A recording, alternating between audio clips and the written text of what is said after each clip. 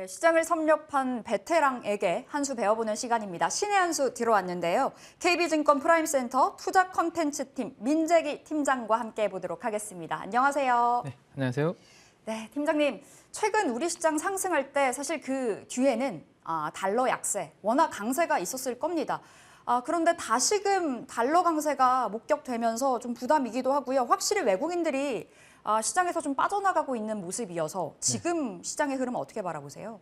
네, 우리 앵커님께서 말씀해 주신 대로 좀 달러의 방향성이 살짝 좀 바뀌었다라고 말씀을 드릴 수 있을 것 같아요. 이 달러가 방향이 바뀌니까 우리나라 원화의 최근의 움직임도 최근에 이제 원화 강세에서 약세 흐름으로 바뀌고 있고 외국인들의 수급도 거기에 연동이 되어서 지금 조금 주춤하고 있는 그러한 흐름이다라고 일단 먼저 결론부터 말씀을 드리고 시장 한번 안으로 들어가서 체크를 하나씩 해드리도록 하겠습니다. 자, 먼저 이제 그 달러가 지난번에 우리가 11월 달에 소비자 물가 지수가 발표가 된 이후로 이렇게 하락하는 움직임을 보였습니다. 그러니까 이제 12월에 있을 FOMC 회의에서는 금리의 인상폭이 조금 완화되지 않을까, 물가가 주춤했으니까요. 그래서 그러한 움직임이 나타나면서 지금 보시는 것처럼 11월 중순까지는 달러가 쭉 약세 흐름을 보였는데 최근 들어서 더 이상 이제 내려가진 않고요. 좀 버티는 모습이고 오히려 이렇게 저점을 높이면서 달러가 올라오는 그러한 그림을 좀 보여주고 있습니다. 이 부분은 최근에 이제 연준 위원들의 매파적인 발언도 상당히 영향을 좀 미치고 있다라고 볼 수 있을 것 같아요. 그래서 일단 다음 12월 우리가 이제 15일 우리나라 시간으로 12월 15일 날 FOMC 회의 결과가 나올 텐데 그때까지는 당분간 이제 연준 위원들의 말에 따라서 하나하나 코멘트에 따라서 달러의 방향성이 좀 움직일 수 있을 것 같고 이 당분간 강세 흐름이 좀 이어진다라면 우리나라 원화의 약세와 함께 조금 시장은 외국인 수급이 좀 주춤하는 그러한 그림이 될 수 있다라는 것을 한번 염두에 두시고요. 자, 그러면 이제 달러가 이렇게 약했다가 강할 때 그리고 강했다가 약할 때 우리나라 코스피 지수는 어떤 움직임을 보이는지 연초 이후의 그림을 오래간만에 제가 다시 한번 또 가지고 와봤습니다. 달러가 이렇게 달러가 강하면서 우리나라 원화가 약세를 보일 땐 대표적인 구간입니다. 1,300원에서 1,430원, 1,440원까지 막 올라가는 구간이죠. 그때 우리나라 코스피는 노란색 그래프입니다. 이렇게 안 좋은 그림을 보여주고 있죠. 그 앞에 구간도 마찬가지 그림이라고 보시면 돼요. 우리나라 원화가 위로 많이 올라가면서 환율이 약할 때는 코스피가 그만큼 좀 힘이 없더라라는 건데 최근에 요 구간을 한번 보시죠. 최근에는 원화가 이제 강세를 좀 보이면서 많이 떨어졌었죠. 1,300원 초반까지 하락을 하면서 코스피가 반등을 좀 줬는데 가장 지금 오른쪽 보시면 흐름이 좀 바뀌고 있는 그림이 나타나실 겁니다. 그래서 달러 강세와 함께 원화가 튀어오르니까 코스피가 지금 2,500선을 넘어서지 못하고 그 밑에서 주춤하는 모습이죠. 그래서 제가 지난주에 이 시간에 2,500선 위로 지금은 올라가기 어려운 구간이기 때문에 당분간은 좀 큰 그림상으로 2,500선 아래에서의 좀 박스권 구간을 염두에 두시는 게 좋겠다라는 말씀을 좀 드렸습니다. 자, 그러면 이제 이 우리나라 원화가 이렇게 다시 좀 약할 때 그럼 외국인 순매수 흐름과는 어떻게 연동이 되는지도 제가 한번 최근에 몇 개월 동안의 그림을 한번 그려봤는데요. 자, 우리나라 달러원 환율이 1,500원에서 1,200원까지 이렇게 움직이는 거니까 제가 역축으로 그렸다고 보시면 될 것 같아요. 그러니까 올라가면 올라갈수록 우리나라 원화가 강세가 나타나는 거죠. 1,500원에서 1,200원으로 이렇게 올라가면. 자, 그럴 때 외국인들의 순매수 포지션은 어떻게 되냐? 이렇게 올라오는 그림을 그립니다. 노란색이 외국인들이 코스피에서 주식을 사고 있는지 팔고 있는지를 보여주는 건데 원화가 이렇게 강세를 보이는 방향에서 같이 좀 사들어가는 모습이었고요. 과거에 원화가 이렇게 하락하는 구간에서는 외국인들의 순매수도 좀 주춤하거나 감소하는 그런 모습이 나타났습니다. 근데 최근에 보시면 원화가 지금 다시 이렇게 약세를 보이면서 내려오니까 외국인들의 순매수가 지금 반도체와 2차 전지 관련된 대형주 쪽에서 조금 주춤하는 그런 흐름을 보이고 있죠. 그러니까 당연히 이 대형주들이 외국인 수급이 안 들어오니까 우리 코스피 지수가 크게 위로 치고 올라갈 수는 없는 그런 환경이다라는 것까지 이해를 한번 해두시면 될 것 같습니다. 자, 그래서 최근에 이제 코스피의 투자 주체별로 이제 한번 그림을 한번 업데이트를 해봤는데요. 여전히 코스피는 기관 투자가들은 별로 그렇게 관심이 없는 것 같습니다. 상업펀드도 마찬가지고 빨간색입니다. 연기금도 마찬가지고요. 투신도 뭐 별로 강하게 들어오고 있지 않죠.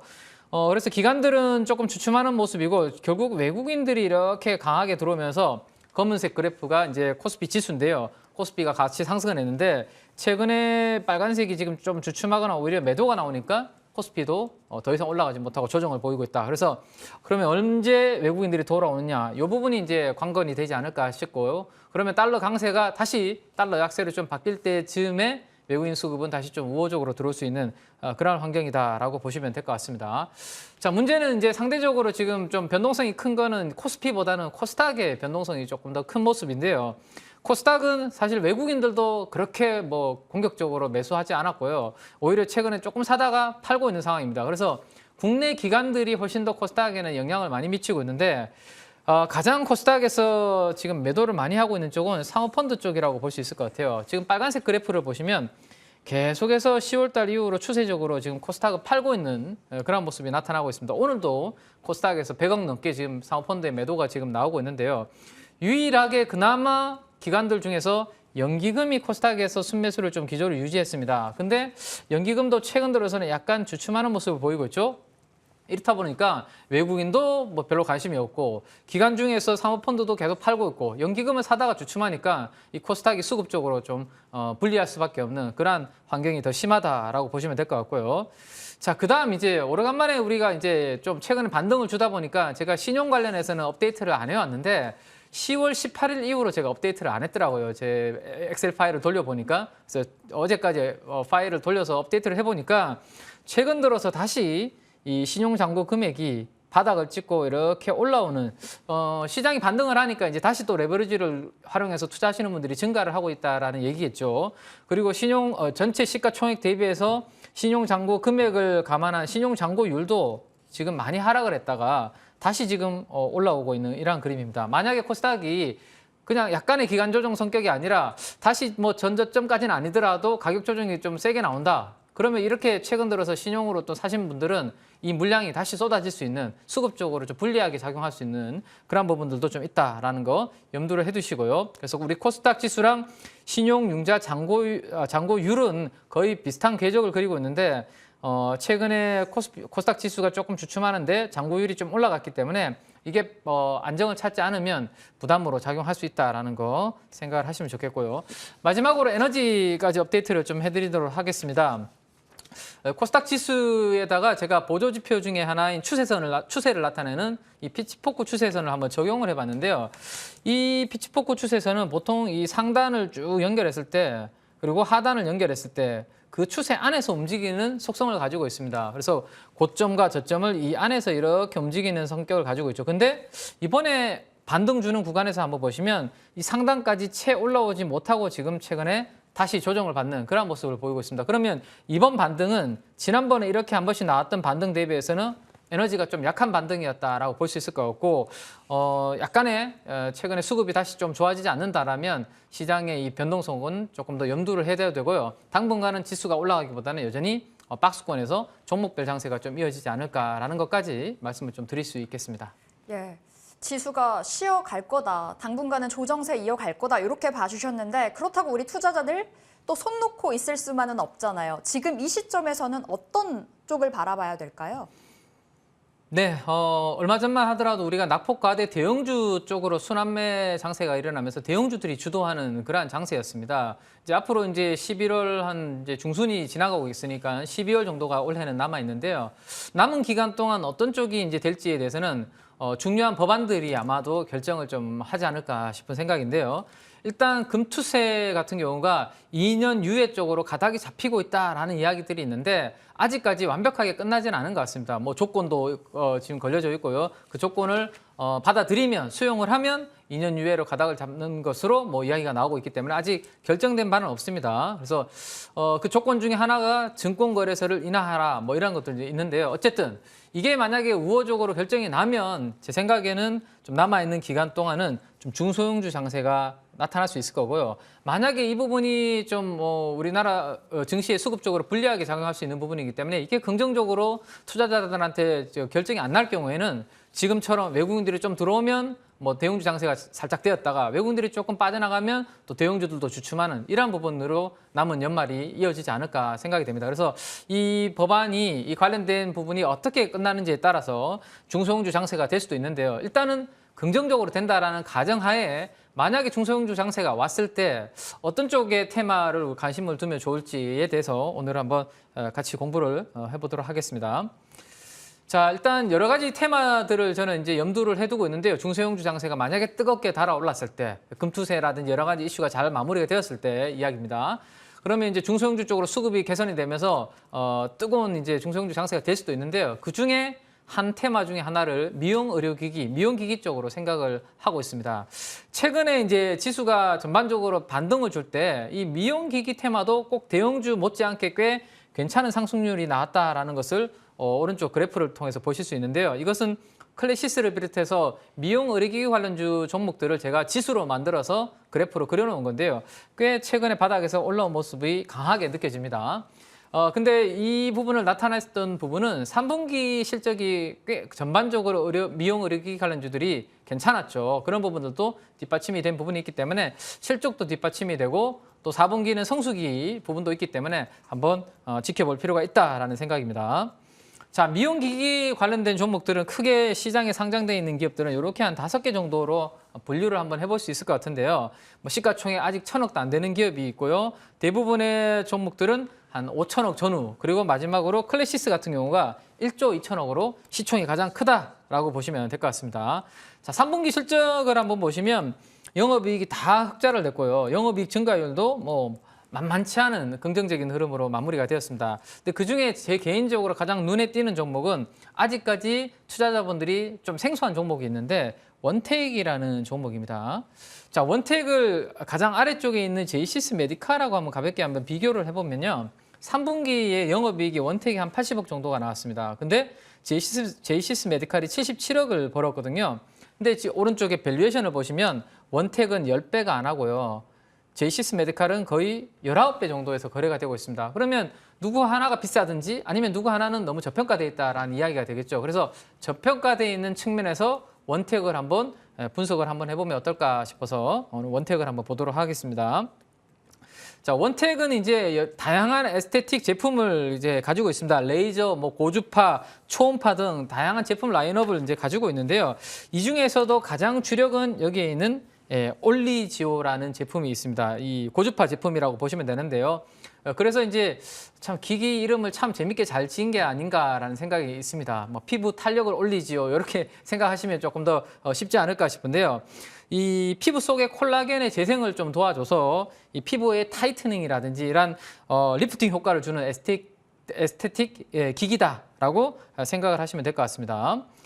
자, 근데 최근에 이제 그러면 원택이 뭐 왜 좀 시장에서 관심을 조금씩 받고 있는지에 대해서 말씀을 드리면 올 10월 달경에 미국 FDA의 인증을 받았습니다. 인증을 받으면서 제이시스 메디칼 대비해서 약간 밸류에이션이 많이 벌어져 있는 이유 중에 하나가 이 회사는 수출 관련된 모멘텀이 조금 부족한 부분이 있었거든요. 근데 이런 부분들이 하나씩 이제 인증을 받으면서 지금보다 훨씬 더 앞으로 수출이 좀 더 늘어나지 않을까라는 기대감을 한번 가져볼 수 있을 것 같고, 특히나 미국 쪽으로 내년부터는 좀 수출이 된다라면 수익성도 좋기 때문에 밸류에이션이 다시 한번 리레이팅되는, 재평가되는 그런 부분들이 있을 수 있다라는 것을 한번 생각을 해보시면 좋을 것 같습니다. 자, 원택의 2021년부터 최근 3분기까지 매출액 추이인데요. 작년 대비해서 대부분 큰 폭으로 성장을 하고 있고, 특히 1월 달부터 9월 달까지 누적으로도 아주 큰 폭으로 지금 성장하는 모습을 볼 수 있을 것 같습니다. 자, 그다음 이러한 미용 의료기기들은 이제 기기들을 팔고 난 다음에 그 소모품을 또 판매하면서 꽤 괜찮은 마진과 또 수익을 올리고 있다라고 보시면 되는데요. 2022년 들어와서 꾸준하게 올리지오 관련된 소모품의 판매 추이도 증가하는 것을 볼 수가 있습니다. 누적 판매 대수가 일단 증가를 하고 먼저 제품이 시장에 깔리고 나면 이 소비자들 관심이 커지면서 이 소모품에 대한 팀 매출도 같이 증가하는 부분이 있다, 상승한다라고 보시면 될 것 같고요. 이 소모품이 판매가 많이 늘어나면 이익률 개선에도 영향을 주게 돼 있다라고 보시면 될 것 같습니다. 자, 이런 부분이 있고요. 자, 이 내용은 이제 최근에 이베스트 투자증권에서 나온 보고서를 제가 일부 가지고 온 내용인데요. 올해 매출액을 한 800억 정도로 예상을 하고 있는 것 같아요. 근데 내년도 예상 매출액을 보니까 1,200억 정도로 목표를 하고 있습니다. 그러면 800억에서 1,200억까지 점프를 하는 거니까 약 50%의 매출 성장률을 볼 것으로 지금 시장에서는 기대를 하고 있습니다. 이 피부 미용 의료기기 같은 경우는 성장 초기에 매출액 성장률이 50% 이상 이렇게 나올 때가 주가의 탄력이 매우 강했고 가장 좋았던 경우가 있습니다. 그래서 과거에 클래시스도 그랬고요. 제이시스 메디칼도 그랬고 그런 케이스들이 있었다라는 것을 한번 기억을 해두시고요. 이렇게 좀 성장을 좀 고속으로 가파르게 하는 기업들은 우리가 밸류에이션을 평가할 때 PER도 보고 PBR도 있고 여러 가지 지표들이 있는데요. 보통 PSR이라는 지표를 활용해서 밸류에이션을 체크를 하게 됩니다. 이 PSR이 뭐냐면 이 P는 시가총액이라고 생각을 하시면 되고요. 시가총액을 뭘로 나눈 거죠? S로 나눈 건데 S는 세일즈, 매출액으로 나눈 거다라고 생각하시면 될 것 같습니다. 그래서 이 회사의 매출액 대비해서 시가총액이 얼마나 지금 거래가 되고 있는지가 미용 의료기기들이 초기에 고속 성장할 때 밸류에이션 지표로서 시장에서는 많이 활용을 했다라는 것을 참고로 하시고 하나씩 한번 살펴보면요. 자, 가장 대표적인 미용 의료기기 관련된 기업이 클래시스죠. 시가총액이 가장 큽니다. 클래시스의 PSR 밴드를 한번 보시면 가장 낮게 거래될 때가 여기 빨간색이 5배 정도고요. 가장 높게 거래될 때는 13배까지 거래가 되었습니다. 주로 7배에서 10배 사이에서 PSR이 거래되는 경우가 클래시스는 많았네요. 그래서 그런 케이스를 보실 수가 있고요. 가장 대장주는 그렇게 움직였습니다. 자, 그다음 제가 이제 3분기 영업이익을 가지고 비교를 해드렸던 제이시스 메디칼을 한번 보시면 최근에 좀 박스권 하단부에서는 4배 정도에서 거래가 됐고 조금 비싸게 거래될 때는 약 7배 정도에서 거래가 된 것을 볼 수 있습니다. PSR 기준으로. 그러면 중간이라고 하면 뭐 5배에서 한 6배 정도가 될 수 있겠죠. 그래서 4배에서 한 7배 정도 전후에서 제이시스 메디칼은 평가를 받는 경우가 많았다라는 것을 한번 생각을 해보신다면 원택이 지금 시가총액이 한 3천억 정도가 되는데요. 매출액이 내년도에 한 1,200억 정도 나온다면 4배 정도를 했을 때 그냥 보수적으로 내년도 매출액 1,000억 정도 잡고요. PSR 4배 정도 적용하면 시가총액 4천억 정도까지는 한번 1차 목표로 한번 가져봐 주셔도 괜찮지 않을까 생각입니다. 그래서 오늘 보니까 한 3,300억 정도 수준에서 거래가 되고 있더군요. 그러면 앞으로 올라갈 수 있는 1차 룸은 4천억 정도로 1차 목표가를 한번 잡아보시는 거 좋을 것 같고 최근에 그러면 기관 투자가들이나 외국인들은 수급적으로 어떤 관심을 가지고 있는지를 보면 일단은 사모펀드 쪽에서 바닥에서 관심을 가지고 조금씩 매집하는 모습이 보이고 있습니다. 연기금은 아직까지 특별히 관심이 없는 것 같고요. 사모펀드와 함께 투신이 이렇게 펀드에서 좀 담고 있는 그런 모습들이 나타나죠. 그래서 최근에 원택의 주가는 기관 투자가들이 좀 수급이 들어오면서 주가가 우상향하는 그러한 그림을 보이고 있고 외국인들은 아직까지 뚜렷한 특징적인 움직임은 없는 그런 모습을 보여주고 있습니다. 자, 그래서 이렇게 한번 본다면 원택의 흐름은 우리가 시가총액 한 4천억 정도까지 1차 목표가를 한번 생각해 볼 수 있을 것 같고요.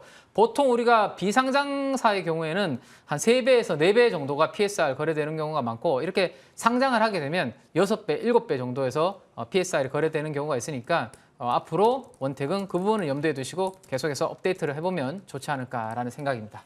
예, 확실히 밸류에이션 매력이 좀 커져 있는, 매력도가 저평가 매력이 커져 있는 미용기기 쪽 바라보자라는 말씀, 좀 종목별로 집중적으로 이야기를 주셨습니다. 자, 이렇게 오늘 신의 한 수 민재기 팀장님과 함께 해봤습니다. 말씀 고맙습니다. 감사합니다.